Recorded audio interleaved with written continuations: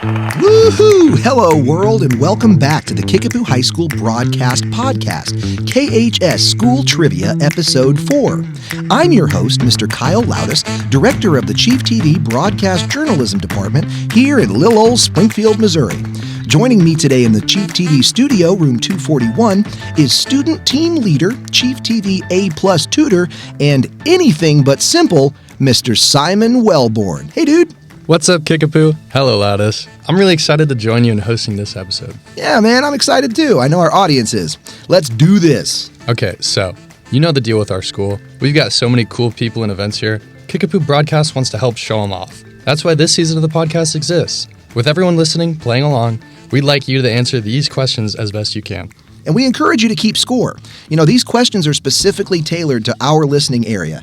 And if you listen up around school, or you're an alumni, or if you follow us on our social networks, you'll probably know these answers. Now, before we start up a new set of questions, let's answer the questions we left hanging during our Episode 3. First, the question announcers from last time. The first set of questions were announced by Mrs. Leslie Helfricht. The second set were introduced by Mrs. Cheryl Hall. And the final set of trivia questions were announced by Dr. Bill Powers. I bet you guessed the Kickapoo connection. They all share it. Yep, they're some of our building principals, and we love their support. All right, Simon, ready for the show. Let's jump in. Kickapoo Trivia, Episode 4, December 2023. Here we go. Round 1, Kickapoo History and Habitudes. In this round, each answer correct earns you 1 point. There are a total of 5 questions focusing on our high school's history and traditions. Round 2 includes staff and administration trivia. We call that section the Teacher's Lounge. In round 3, we'll showcase and quiz you on current events and students who are moving and shaking around at Kickapoo High School. We'll reveal the correct answers at the end of each round so you can keep track of your score as we go. Whoa, Simon, looks like we've had some AI cartoon voices just walk into the studio. This is Bobby Hill from Arlen, Texas. I love your trivia podcast, but I wish I knew the answers. Good luck with round 1. Question 1. The Kickapoo Holiday Music Concert recently took place here at Kickapoo, and all 3 music groups, choir, band, and orchestra, all performed beautifully. Each year, our choir performs one particular crowd favorite song that's all about the world's worst gift. What song does the choir perform each year during this assembly? Question 2. You know Kickapoo High School is in constant evolution, and it's always growing. A major improvement to our school was the addition to the dedicated science wing. What year was the science wing at Kickapoo constructed? Okay, Kickapoo. The football team just finished up a big season with many games right here on the home turf. For question 3, what is the name of the Kickapoo football field? Okay, we have lots of school spirit flowing through our hallways during and after school every day here at the Pooh. For question 4, how many clubs do we currently have active this year? Our school colors of brown, gold, and later white are the first thing anyone notices about our school. On the subject of school colors, how were they chosen? You know, legend has it that the unique Kilties color combination isn't the real reason the colors brown and gold were chosen. So, for question 5, why were the colors brown and gold originally chosen for our school? For the bonus question, which Kickapoo founding faculty member was responsible for choosing those colors? Okay, here come the official answers for round 1. For question 1, give yourself a point if you answered the song Fruitcake, written by Philip Hageman and Penny Lika. This silly song is a great comic relief during the concert and has been a tradition here for a very long time, more than 40 years. For question 2, give yourself a point if you remembered that back in 2010-2011, our science teachers moved into their new corner penthouse suites. Lucky devils. On to question 3. Pottinger Stadium is the official name of the Kickapoo football area. Excellent work, Chiefs. You're doing great with this. Let's keep going. Question 4. Simon, how many clubs are currently active at Kickapoo? We have 48 clubs active as of this month. That means that there are 48 different ways for Kickapoo students to get involved with school and friends outside of school. Now for question 5. How did Kickapoo get the colors brown and gold? Okay, so this is hot gossip right here, Simon. Okay, according to Jim Wright, who was the manager of the team in 71 and 72, that was the year the school opened, The colors were chosen to camouflage the football in the arms of the offensive line. All right, so get this. The original uniforms were solid brown on top with gold bottoms, so I guess they could hide the ball. Now, to earn the bonus point of this round, you've got to know who came up with this brilliant idea. It was thought up by the legendary Kickapoo coach, Jim Pearson, the person our principal allowed to help decide our one-of-a-kind school colors. So count them up, Chiefs. You could have earned a total of 6 points this round. Ready to jump into round 2? I am, but first, let me get my teacher mail out of the teacher's lounge. Hey, Kickapoo, this is Rusty Shackelford from Arlen, Texas. You think you're so funny with your 30-year-old cartoon references. I'm watching you. Good luck with round 2.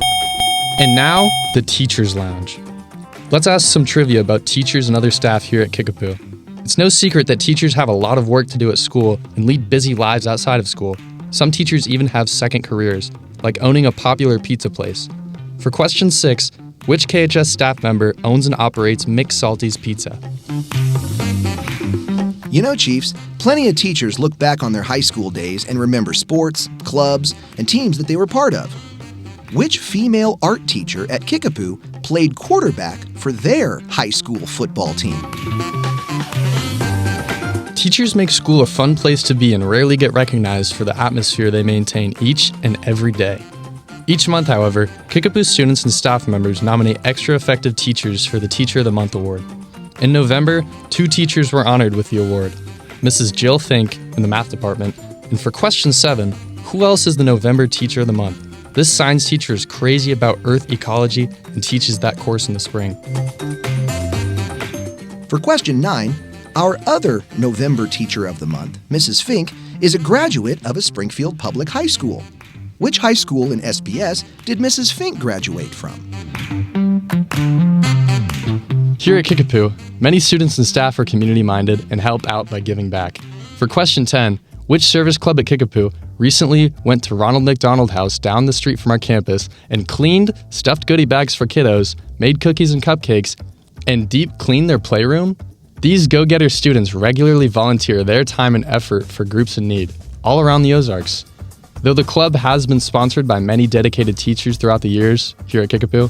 And for the bonus question, who is a teacher sponsor for this amazing group of student volunteers? Let's go over the answers for round 2. First up, question 6. Which staff member owns and operates McSalty's Pizza? Well, that would be Miss J.J. Dixon. For question 7, which female teacher at Kickapoo played quarterback for their high school football team? Well, that would be Mrs. Loudis. She played football for Pacific High School in Pacific, Missouri in 2004. For question 8, the 2 teachers of the month were Mrs. Jill Fink and Mr. Ryan Hostetler. For question 9, other November Teacher of the Month, Mrs. Fink, was a graduate from Springfield Public High School.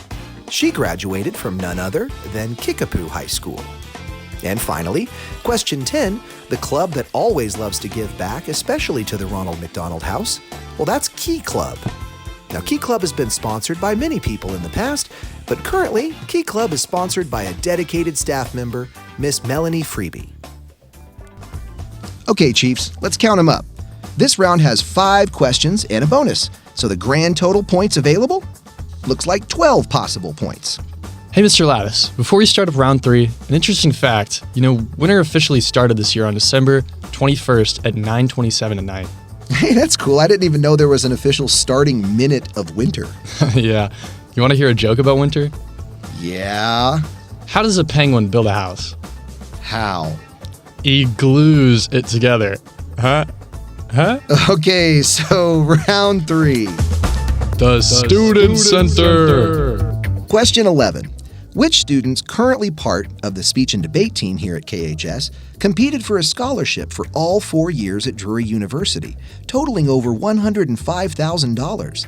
They wrote an impromptu essay and each gave a planned presentation in a high-stakes contest and won big.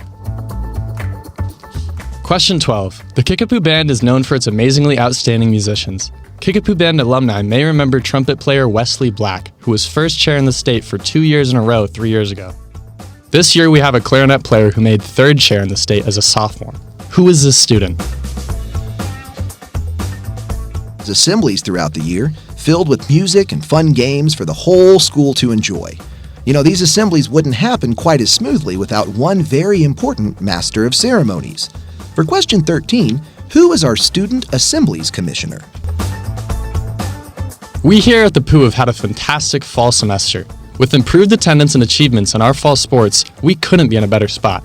But as Christmas time draws near, school draws to an end for the semester. For question 14, what is the last day of the 2023 fall-winter semester for Springfield Public Schools? And finally, question 15. In years past, Kickapoo students have had to study hard for final season. This year, a new system has been implemented for students who go above and beyond all year. Finals have been exempt for students who meet a few qualifications involving grade and attendance, as well as behavior. For 2 potential points, what is the necessary percentage of attendance and grade in the class for a student to now be exempt from their final exam? Let's go over the answers for the Student Center round. Question 11 was all about some special speech and debate students, Abby Stowe and Autumn Pearson Huzenga. There were 2 of 4 students total chosen out of 50 competing from all over the country. Way to go, Abby and Autumn. For question 12, this year we have a clarinet player who made 3rd chair in the state as a sophomore. Give it up for Christopher Upshaw. The Pooh is proud of you. On to question 13's answer. Anthony Etherly is the Assembly's Commissioner and MC for Kickapoo this year. Keep up the good work, Anthony.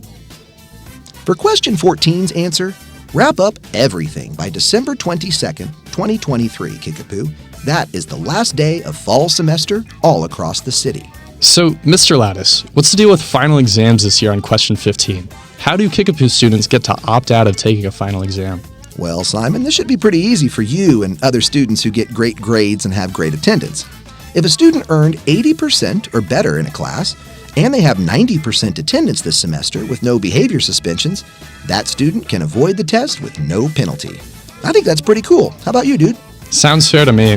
All right, listeners, tally up your score. How many points did you earn during today's KHS Trivia Challenge? We hope you got them all. And listeners, while you're getting ready to tap your phone anyway, please like and subscribe right now to our Kickapoo Broadcast podcast so you won't miss out on any future episodes. So, Simon, how do we end this thing? I bet I could beat you to the end. Oh, no, you can't. 3, 2, 1, go Chiefs!